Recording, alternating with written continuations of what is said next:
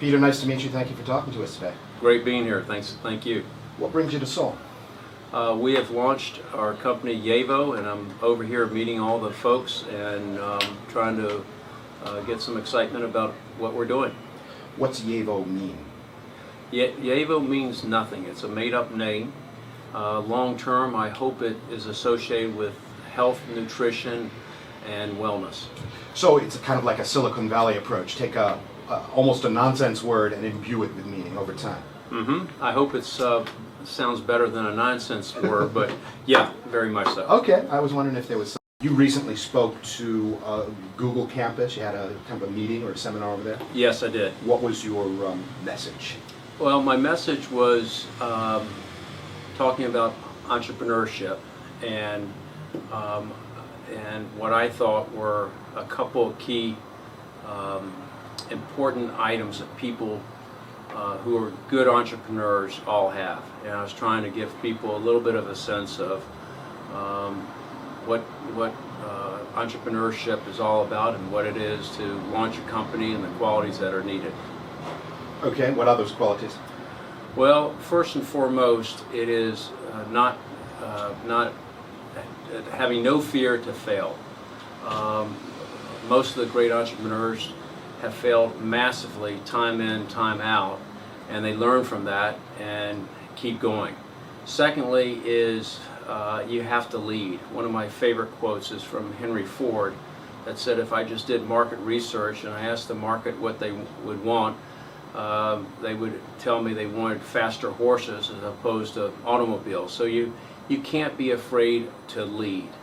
And then finally, it is thinking about where the world's going to be, not where it is today or where it has been. Because if you're truly going to change the world, if you're truly going to change human behavior, you have to be thinking out 10, 20, 30, 40 years. Okay, so you're trying to change the world, and I don't want to sound cheeky, but I'm seeing in front of me on the table boxes of oatmeal and rice. How do you change the world with oatmeal and rice? Well, I would argue perhaps the biggest human challenge we have today is the poor nutrition that we have, whether in Korea, the US, or every single country around. It all started about 100 years ago with the invention of Crisco. And for the last 100 years, you've had a massive deterioration of the quality of food. And our health and wellness is directly related to our nutrition. In fact, about 20% of outcomes in life, health outcomes, are genetics. 80% is what we choose to do. So we control 80% of what happens, and yet we don't attack it that way. We consume what's given to us, what's easy, what tastes good, etc. And in fact, what's happened over 100 years is big food has taken out nutrition and put in artificial stuff, sugar, salts, and fats, made addictive calories, and what has happened is a deterioration of our foodstuff. So what we're trying to do, and we have them in our products, is that we have put back in there are 43 essential nutrients. Essential means your body can't make them. Nutrients are what the body has to have. So we've put that back in our foods, and we believe that this is the key to better health, better wellness, controlling your life, controlling outcomes.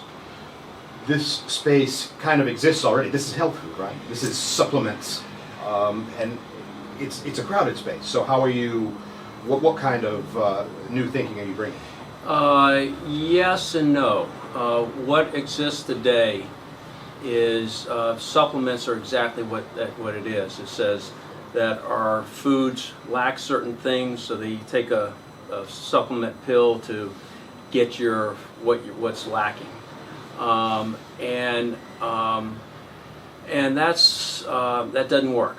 And what's happened over the last 50 years is a deterioration of the health of the world.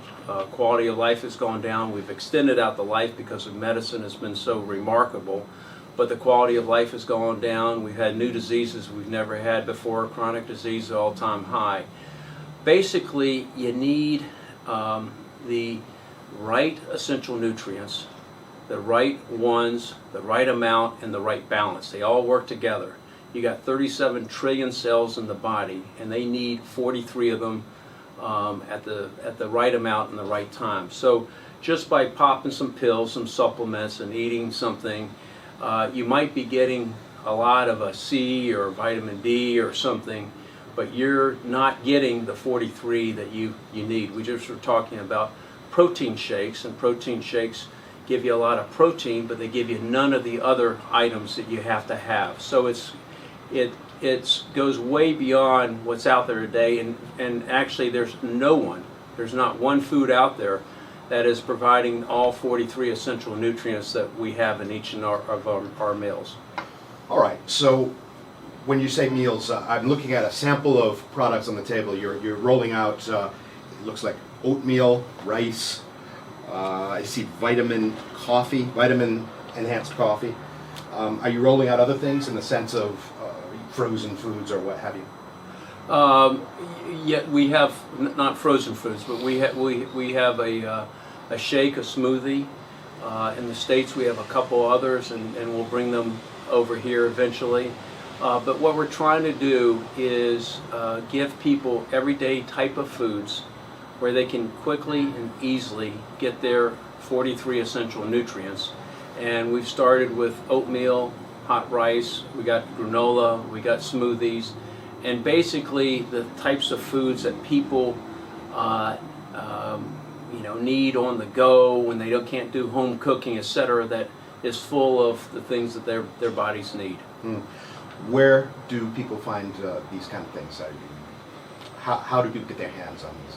We are going direct to consumers using network marketing, and so we have distributors all over the place. I think we have 5,000 growing every year, every day in Korea. We have a similar number in the U.S., and we've only been in business months, so we're thrilled about the growth of our business. It's a similar concept. You used to head up Herbalife, right? Yes. So it's a similar concept as... It's used in the same distribution channel, which is direct to consumer using the network marketing, yes. Which is... I've never drilled down deep into the concept of network marketing. Some people call it also multi-level marketing. Is that accurate? Yes. But the basic model hasn't changed that much over the decades, or has it? I remember when I was a little, a kid, Avon ladies, that was direct marketing, that kind of thing. Have things evolved over the decades up to, the Yevo model today? Are you doing anything different? No, the basic model's the same. It's basically your traditional models is you have a manufacturer, it has a distributor, it goes to retail, then goes to consumer. Basically, you cut out all the middlemen that have their hand in the cookie jar, taking money out of it, and you go directly to the consumer, and the consumer then will sell to his and her friends, and instead of paying the distributor or the retailer, you're paying the end user to distribute your items. So that's the basic model. It's just where in the value chain that you're giving your money. What's happened in the industry is a little better in terms of compensation models and other items that have made the industry a better industry. But the basic model is the same, which is you're using end consumers as your missionaries to carry your word forward and distribute your product. Mm-hmm.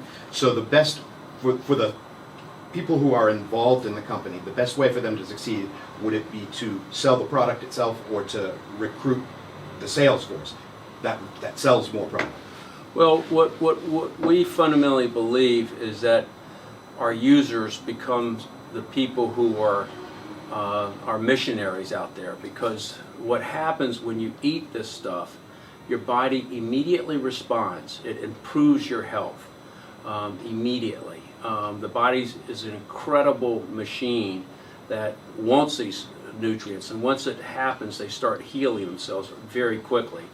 And then they're lifetime users, and then they show them to their friends and families and so on, and that's basically how it works. So yes, there is some recruiting, but our belief is that our product is so strong, it's going to be a consumer acceptance, a consumer love that then promotes the acceptance of the product.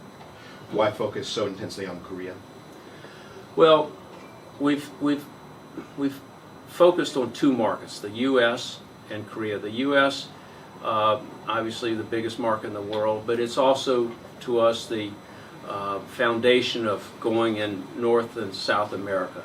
Korea is a great market to prove out what you have that then can be the base for expansion all over Asia. And so again, we want to do well in these two markets, and then we expect to expand into many, many countries. Now, you built up Herbalife back then and sold it for a fair amount of money, quite a bit of money. Is the idea with a product like Yevo to manage it in perpetuity, or to build it up and then to sell it again? Well, this is my lifetime dream, to be able to do something, leave the world a little better place. And I fundamentally believe that the biggest issue facing mankind is our diet, our lack of nutrition. And what I hope to do is as long as I'm able to operate and live, I hope to guide Yevo to change the nutrition habits of the world and make the world a healthier place. So unlike Herbalife, where we eventually sold our interests, this I hope to own the rest of my life, and I hope it's a long life from where I sit today. You personally, are you sticking around in Korea for a while to kind of hands-on manage the company, or will you be traveling? No, I have a wonderful team that manages the company over here. I'm over here for a week of meetings and meeting with leaders to explain to them what we're doing, what's going on, and hopefully inspire them to move forward, and hopefully they'll invite me back if I don't mess up and I accept it here. But I love it here. The Koreans are really talented entrepreneurs, and it's a great place to be. So I hope I'm invited back, but I'll come back if I'm invited. So in terms of supporting the people that get on board, is it are you training them somehow, or is it just simply a matter of okay, here's the product, run with it?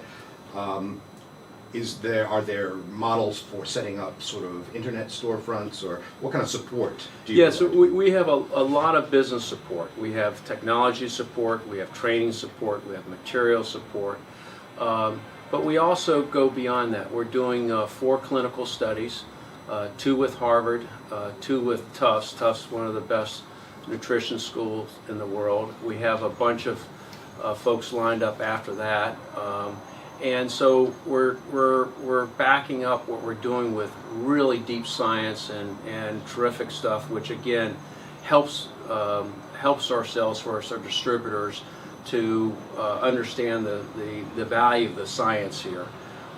This is really important stuff, and we have probably most of the leading nutritionists in the world thinking what we're doing is absolutely remarkable. Now we got to document it, do these clinicals, give the proof, and show the world what we're doing. But it's pretty exciting stuff. So that's where we help the folks the most. Is there a danger? I mean, you said the product is unique in that it has this mix of this profile of nutrients. Is there a danger of knockoffs? I mean, that's always a question. Certainly if you're talking about Asia, there's always somebody who says, oh, I'll do that too. Well, there's 7 billion people in the world. Every single person should be eating our foods or foods like this. And they're not. There's nothing out there. And so what we hope to do is take on the big food companies that have given us really bad stuff. We hope people copy us. We hope people start putting nutrients in their foods. We hope people love their consumers with good stuff, because there's not very much good stuff out there. You look at iPhones and Androids and all. You welcome competition because it makes everyone better. We're creating a nutrition revolution that we want to be inclusive, and we welcome people to copy us and to join the bandwagon, because we want to change the health of the world.